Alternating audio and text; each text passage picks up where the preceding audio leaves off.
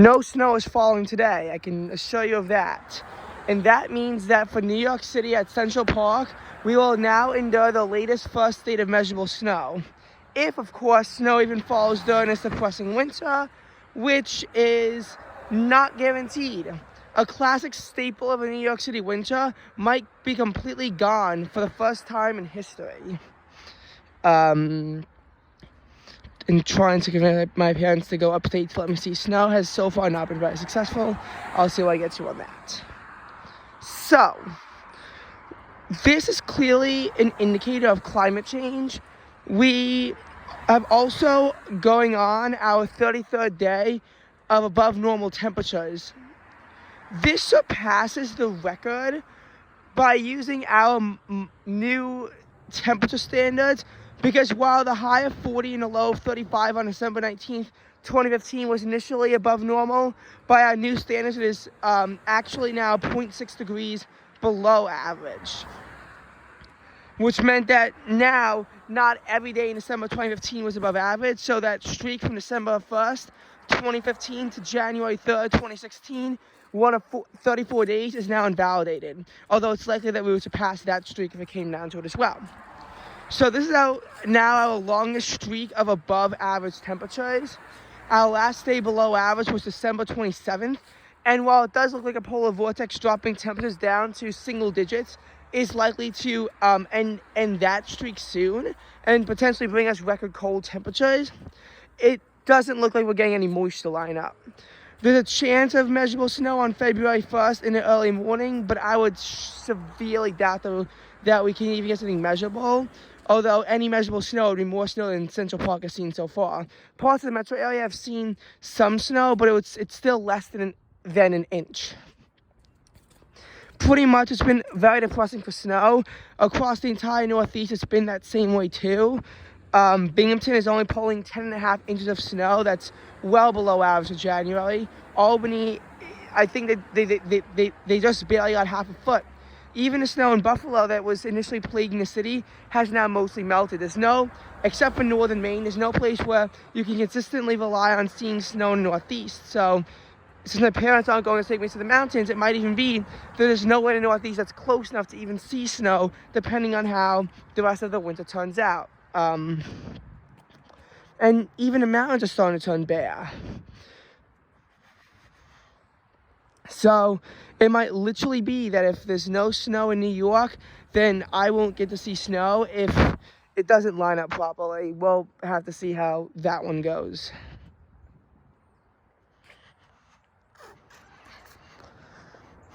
So now we have to look at other depressing climate change statistics. Stuff that proves that climate change is indeed real and is becoming a threat to New York. Well, let's look at our warmest months on record. January 2023 is in the running to become the warmest January on record. The warmest February on record was set thrice in recent history. 2012, 2017, and 2018. February 2015, however, did become the third coldest February on record. As far as April goes, that was also pretty recent, in 2010, the year that saw both the hottest spring and summer on record. Our hottest September was set in 2015 when we saw our hottest fall. November 2015 also initially became our warmest November until that was supplanted by 2020. And 2015 was not only our warmest December on record, but it was over 6 degrees warmer than the previous record.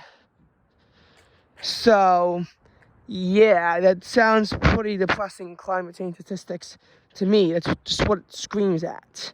Now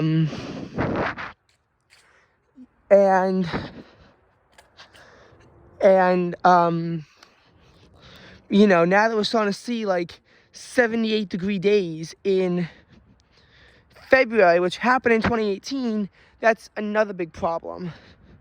We should not be getting to near 80 in February. That should not be happening. So Some other depressing statistics is the fact that we recently endured our record streak of staying above 0 degrees, 22 years from January 22nd, 1994 until February 15th, 2016. And it's honestly unfortunate that that happened to be our most below average day since 1950 at 28 degrees below normal.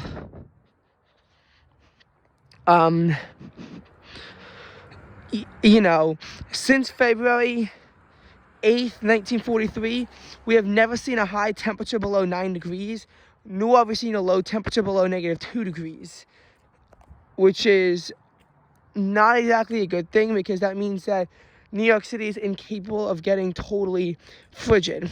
We have not hit the 40s in June since 2000, although we have gotten close. We have not hit the 50s in August since 2013, and from 2010 to 2020, so 11 consecutive Julys, the lowest it got in July was in the 60s, although we did hit 59 degrees on July 3rd, 2021, snapping that streak.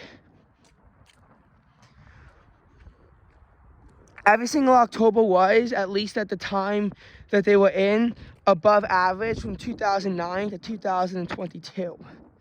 2022 was the first below average October, or at least seen by then, since 2009. It was still the chilliest October since 2009, despite only being a degree below normal. As far as freezes, it froze on Halloween in 1988. The next time we saw a freeze in October was in 2020. So those are some pretty depressing statistics. But let's look at other depressing statistics. 2015 did see a record streak of 61 days with highs below 45, but then saw a record streak of 62 with highs above 80 degrees. From July 10th to September 9th, every single day had a high in the 80s. Now, as far as highs above 70, it was a lot narrower, but that was a record streak. From June 5th to September 30th, every single day had a high in the 70s or higher. June 4th had a high only in the 60s, but the next time that would occur would be on October 1st. December 2015 failed to get below freezing at all. And in some parts of the metro area, frost did not occur until January 3rd or 4th in 2016. Which, by the way, at least at the time, every single month in January and every single month in 2016 was above average. By our new modern standards, April and May would have fell into below average territory.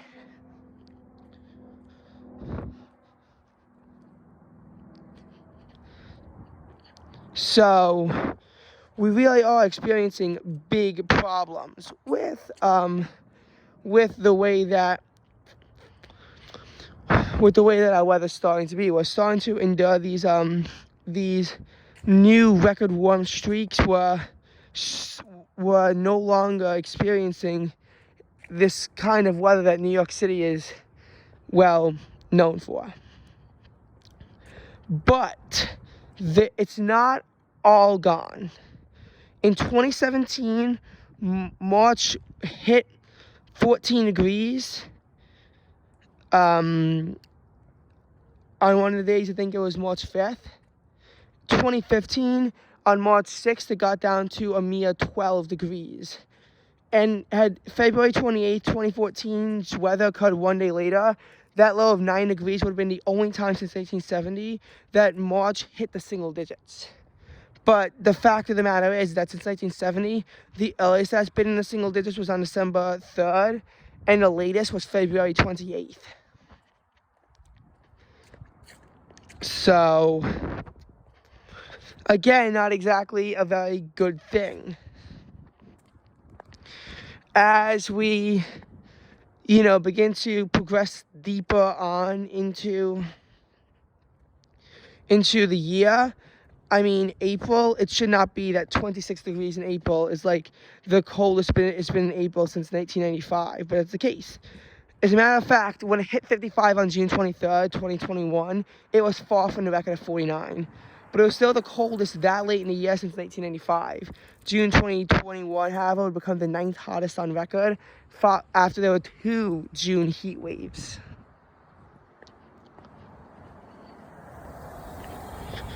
I guess that 59-degree temperature in July was also a bit of a ray of hope. But then in 2022, the low would only be in the 50s 4 times that entire month. Although there was only one day that month with a low in the 70s.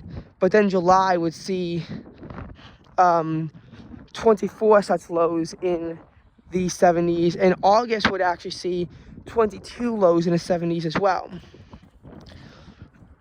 July's last low in the 60s in New York City was on July 18th.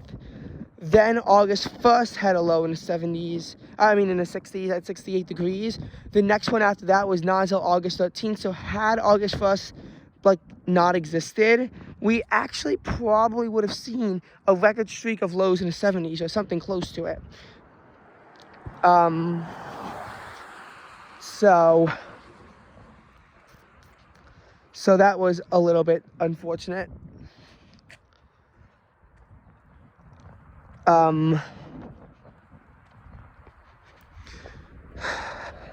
So are there any other depressing climate change statistics? Well, we did again see 20 months in a row above average from July 2015 to February 2017. March 2017 was the first below average month since June 2015. The only reason why June 2015 was even below average was because of the clammy beginning of the month, where temperatures got down to 50 degrees and the highs were 58 and 55. The 55 was not enough to set a record, but the 58 weirdly was. Boston would actually set a record cold high temperature for June at 49 degrees on both days. So after going an entire May without a single high in the 50s, which isn't totally unprecedented, June would then see a high in the 50s. That was what was unprecedented about it.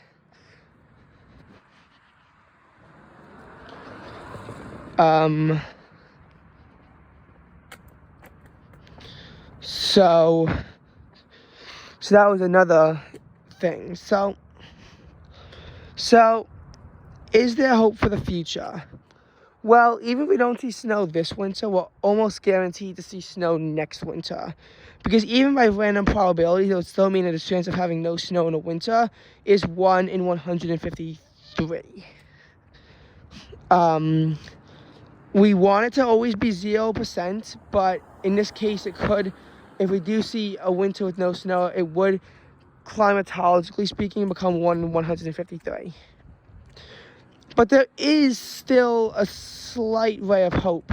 Even though February is looking closed off to snow, and any snow that we get is unlikely to accumulate, March could, in particular, be the saving grace to an otherwise completely snowless winter. It could come down to March. But on average, March still sees 4 inches of snow. So while, yes, it is extremely rare for there to be no accumulating snow in January, February, and December, not seeing any measurable snow is also very rare, or pretty rare. It's actually not very rare. For there not be measurable snow in March, it's not the rarest thing in the world. The only thing that would make it extremely rare would then be the fact that there was no snow beforehand. We are in an unprecedented time of our lack of snow, and if we don't see any snow before February 5th, and we looked initially like we had 3 chances, and now we pretty much have 0, that will also set a record for our longest snow drought in terms of measurable snow, one that was set in just 2020. But there doesn't seem to be anything in February that could end it. There's going to be no long-lasting cold, and when the moisture comes back, it'll become too warm to snow again. In March, again, those events, you really need a nor'easter to see snow. And in this day and age, and we aren't getting any. All the storms are simply drifting too far offshore. This was, if this sounds familiar, this was the same problem that plagued us with drought during the summer. But then the rain started to come in. The thing is, though, is that by the time we start to have those more nor'easter-like systems, the problem is that it can be too late. Ian was fundamentally a nor'easter, and it would have dumped snow had it occurred just a little bit later. But because of when it occurred, it was incapable of dropping any snow because it was in early October. Nicole was in mid-November. Had it not tracked inland and actually brought record warmth, it could have brought snow with it. But instead of bringing snow, it brought record warm temperatures to a lot of the area and left us with lows in the 60s in November, which is something that at that point we really did not need. After we already had so many lows in the 60s in November as well as late October, probably the last thing that we needed was to see another low temperature in the 60s, but that's what we got anyway. And while there was seemingly tons of snow in Buffalo, it seems like all that's melted. Our Earth will likely never recover from what we've done to it, but all we can do is try.